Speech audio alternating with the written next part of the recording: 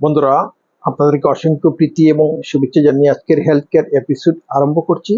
তো আজকের health care এপিসোডে আমরা অত্যন্ত গুরুত্বপূর্ণ একটা বিষয় নিয়ে আলোচনা করব। তো সেই বিষয়টা হচ্ছে হোয়াট ইজ গল ব্লাডার, অর্থাৎ পিত্তথলি কি, and what are the functions of gall bladder.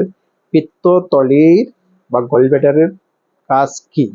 অতি গুরুত্বপূর্ণ ভিডিও। আমরা প্রায় সময় শুনে থাকি গোল্ড ব্লাডার, কিন্তু আমরা তার কাজ কি জানি না, তার মধ্যে কিভাবে পাথর হয় সেটাও জানি না। তো আজকের এই ভিডিওর মাধ্যমে আমাদের সেই কনফিউশনটা ক্লিয়ার হয়ে যাবে। তো বন্ধুরা, আপনারা সম্পূর্ণ ভিডিওটা দেখবেন। আপনাদের মধ্যে যারা এখন আমার চ্যানেলকে সাবস্ক্রাইব করেন নাই, কাইন্ডলি সাবস্ক্রাইব করে নেবেন, বেল আইকন ক্লিক করে অল বাটন অন করে নেবেন। তো বন্ধুরা, গোল্ড ব্লাডার বা পিত্তথলি হচ্ছে লিভারের নিচে থাকা, মানুষের শরীরে যে লিভার, যে সেই লিভারের নিচে থাকা, লিভারের সঙ্গে কানেক্টেড একটা বেলুনের মতো, একটা বেলুনের গঠনের মতো তার শেপটা। তো বেলুনের মতো, বেলুনের ভিতরে যেভাবে জল দিলে হয়, আবার জলটা যখন বেলুন থেকে বাহির করা হয়, বাহির করার পরে যে অবস্থা হয়, তো গলব্লাডার বা পিত্তথলি ঠিক সেরকম। যখন তার ভিতরে বাইল বা লিকুইড থাকে, পিত্ত রস থাকে, তখন তার অবস্থা বেলুনের ভিতর জল ঢুকালে যেভাবে হয় ঠিক সেইভাবে। আর যখন বাহির হয়ে যায় তখন কি হয়, বেলুন যেভাবে চুপসে যায় ঠিক সেইভাবে, অর্থাৎ তার ভিতর থেকে তখন জলটা বের হওয়ার পরে সেটা আবার লেগে যায়, এই অবস্থা আর কি। তো এই পিত্তথলি বা গল ব্লাডার কি? পিত্তথলি বা গল ব্লাডার হচ্ছে মানুষের খাদ্যবস্তু খাওয়ার পরে সেই খাদ্যবস্তুকে যে বাইল বা লিকুইড হজম করে, সেই বাইল বা লিকুইডকে কি করে, যে ব্লাডার বা যে বেলুন কি করে সঞ্চিত করে রাখে, সঞ্চয় করে রাখে, জমা করে রাখে, তো সেটাকে কি বলা হয়? Gallbladder. অর্থাৎ ব্লাডারের মতো, এবং সেটাতে কি থাকে? লিকুইড সঞ্চয় করে রাখে, জমা করে রাখে। এই লিকুইড কি করে মানুষের যে খাদ্যবস্তু খায় সেটা হজম করতে সাহায্য করে। যখন মানুষের প্রাইম ফুড খায়, সাপোজ ভাত খেলো, ভাত খাওয়ার পরে কি হবে, তো সেই গলব্লাডার থেকে লিকুইড বের হয়ে তো কি করে, সেই খাদ্য বস্তুটা ডাইজেস্ট করে। তো কিভাবে ডাইজেস্ট করি আমি আপনাদেরকে বুঝিয়ে দেব, দেখিয়ে দেব, আপনাদের সম্পূর্ণ ডাউটটা ক্লিয়ার হয়ে যাবে। তো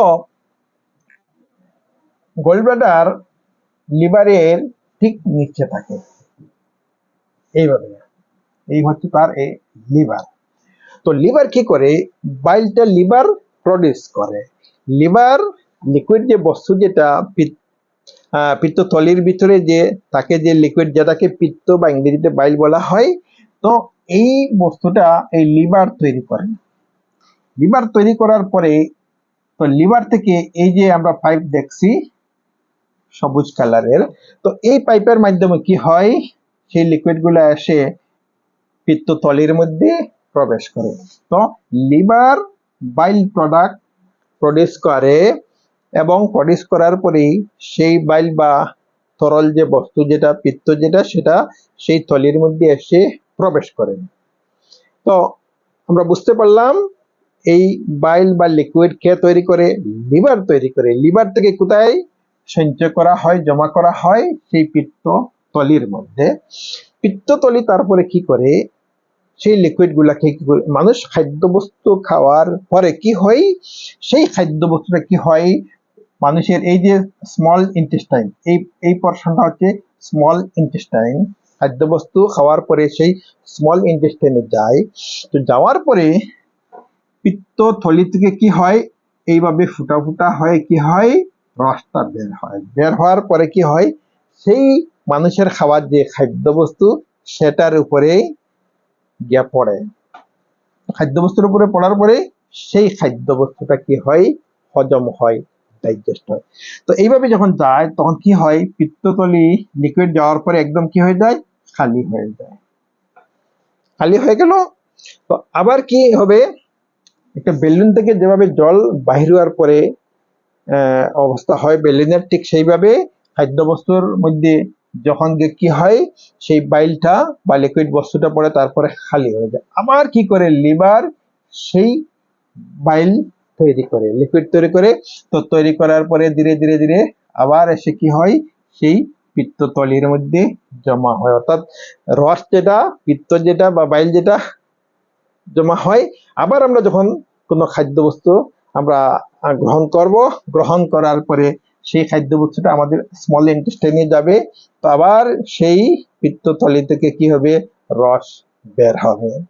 তো এখানে একটা কথা, যে পিত্তথলি থেকে রস বের হয়ে ইন্টেস্টাইনে যায়, কিন্তু যদি কি হয় কোনো মানুষের এই গোল্ড ব্যাটার থাকে না, অর্থাৎ আমরা এটা জানি, যদি গোল্ড ব্যাটারের মধ্যে কি হয় স্টোন হয়, স্টোন হলে তখন সেই গোল্ড ব্যাটারটা কি হয় কেটে ফেলে দিতে হয়। তো ফেলে দেওয়ার পরে কি হয়, তো সেখানে আর কি হয় না, বাইল জমা হয় না, সঞ্চয় করার আর কোনো ব্যাপার থাকে না। তখন কি হয়, তখন লিভার যে বাইলটা প্রডিউস করবে সেই বাইলটা কি হয় মানুষের খাদ্যবস্তু খাওয়ার পরে মানুষের সেটা কি হয় ইন্টেস্টাইনের মধ্যে, স্মল ইন্টেস্টাইনে, তখন লিভার থেকে সরাসরি এখানে জমা হতে পারে না। তো সরাসরি কি হয় খাদ্যবস্তুর এসে পড়ে। তো প্রথমে যখন পিত্তথলি থাকা অবস্থায় পিত্তথলি সেই বাইলটা নিয়ন্ত্রণ করত, কতটা প্রয়োজন বা কিভাবে দেওয়া প্রয়োজন নিয়ন্ত্রণ করত, কিন্তু যখন পিত্তথলি থাকে না সেটা কি হয় না, নিয়ন্ত্রিত হয় না, কোনো সময় কম হয় কোনো সময় বেশি হয়। এই জন্য যাদের পিত্তথলি নাই তাদের কি হয় খাদ্যবস্তু ডাইজেস্টের ক্ষেত্রে বিশেষ একটা সমস্যা হয়। তো এই জন্য যাদের গোলব্লাডার অপারেশনের মাধ্যমে গলব্লাডারটা কেটে ফেলে দেওয়া হয়, এদের এই একটা সমস্যা, তাদেরকে মনে রাখতে হবে তাদের পিত্তথলি নাই। তারা যদি কি হয়, তো ফ্যাট সমৃদ্ধ খাদ্য যদি খায়, যে সকল খাদ্যের মধ্যে ফ্যাট বেশি, তো তাদের কি হবে সমস্যা হবে। তার কারণ হচ্ছে তাদের কি নাই, পিত্তথলি নাই। তো পিত্তথলি কি, পিত্তর কাজ কি, যে ফ্যাটকে কি করা, ফ্যাটকে ডেস্ট্রয় করা, ফ্যাট চর্বি যেটা সেই চর্বিকে কি করা, তো ব্রেকডাউন করা, ভেঙে ফেলা, সেটাকে নষ্ট করা। তো যখন পিত্ত সেই সমস্ত ব্যক্তির নাই তখন কি হয়, এই পিত্ত ফ্যাটকে ব্রেকডাউন করতে এই রসগুলা, পিত্ত রস যেগুলা, তো সেগুলা কি করতে পারে না, ফ্যাটকে ব্রেকডাউন করতে পারে না। এই থলি না থাকার কারণে ডিরেক্ট কি হয় লিভার থেকে এসে সেই খাদ্যের উপর পড়ে। তখন কি থাকে না, তার মধ্যে কোনো কন্ট্রোলিং থাকে না, কোনো সময় বেশি হয় কোনো সময় কম হয়। যার দরুন যাদের পিত্তথলি নাই তারা যেন কি করে, ফ্যাট সমৃদ্ধ যেমন হট মিট, তারপরে প্রসেসড মিট, এই ধরনের মাছের মধ্যেও যেগুলোতে ফ্যাট বেশি সেই ধরনের খাদ্যের জন্য তারা খেতে খুব কম খায়, বেশি খেলে তাদের কি হবে সমস্যা হবে। তো এই পিত্তথলি মানুষের স্বাস্থ্যের ক্ষেত্রে অত্যন্ত গুরুত্বপূর্ণ কাজ করে, কারণ ডাইজেস্ট যদি ঠিক মতো হয় না তখন কি হয় মানুষের স্বাস্থ্যের ক্ষেত্রে বিভিন্ন ধরনের সমস্যার সৃষ্টি হয়। তো ইনডাইজেশনের সমস্যা হয়, তারপরে কনস্টিপেশনের সমস্যা হয়, শরীরের মধ্যে তো বিভিন্ন ধরনের সমস্যার সৃষ্টি হয়।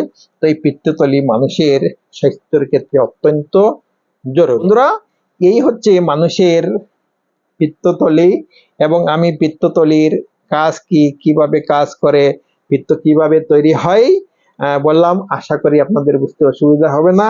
এই যে আজকের যে ভিডিও আপনারা যদি বুঝে নেন, তো মানুষের ডাইজেস্টিভ সিস্টেমটাও আপনাদের বুঝতে কোনো অসুবিধা হবে না। তো বন্ধুরা, ভিডিও ভালো লাগলে লাইক করবেন, আপনাদের বন্ধুদের মধ্যে ভিডিও শেয়ার করবেন, এবং আপনাদের মধ্যে যারা এখন আমার চ্যানেলকে সাবস্ক্রাইব করে নাই, সাবস্ক্রাইব করে নেবেন, বেল আইকন ক্লিক করে অল বাটন অন করে রাখবেন। তা যে পর্যন্তই, থ্যাংক ইউ সো মাচ।